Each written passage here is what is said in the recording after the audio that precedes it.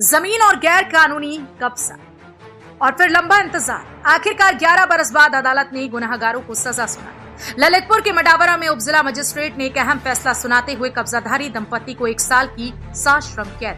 ये फैसला न सिर्फ काश्तकार के लिए इंसाफ की दस्तक है बल्कि पूरे इलाके के लिए एक सख्त पैगाम है। मामला साल 1995 का है, जब लाल सिंह लोधी को रनगांव में 32 डिसमिल जमीन का पट्टा मिला था, मगर गांव के ही कुछ लोगों ने उस जमीन पर नाजायज कब्जा कर लिया। लाल सिंह ने हार नहीं मानी और 2014 में जमींदारी उन्मूलन अधिनियम की धारा 198 का 2 के तहत अदालत का दरवाजा खटखटाया। 11 साल की जद्दोजहद और वर्षों के बाद उपजिला मजिस्ट्रेट शैलेंद्र कुमार चौधरी ने बड़ा फैसला सुनाया। अदालत ने प्रभान और उसकी बीवी मछली बहू को दोषी करार देते हुए 1 साल की सश्रम सजा सुना दी। इतना ही नहीं, अगर अब भी जमीन पर से कब्जा नहीं हटाया गया तो 6 महीने का इजाफी कारावास भी भुगतना होगा। वहीं साक्ष्यों के अभाव में एक आरोपी को अदालत ने बरी कर दिया। इलाके के अधिवक्ता मानते हैं कि मडावरा न्यायालय में पिछले 10 बरस में से ये पहला राजस्व मामला है जिसमें सख्त सजा सुनाई गई।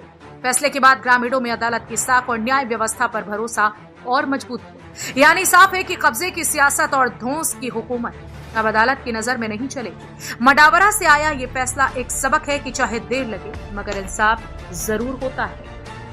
कहाँ के निवासी हैं? ग्राम रनगांव। आज एक फैसला आया है उपजिलाधिकारी मजिस्ट्रेट न्यायालय में। क्या मामला चल रहा था आपका, बताएं पूरा क्या मामला है? हमारा ज़मीन का मामला था और हमारे पिताजी के नाम 1995 में पट्टा अमल किया गया था, जिसका पैमाइश हुई थी 2014 में। तो उसमें हमारे पैमाइश के बाद हमें कब्जा नहीं मिला था। तब हमने हमारे जो विपक्षी थे उन लोगों ने ज़बरदस्ती कब्जा कर रखा था।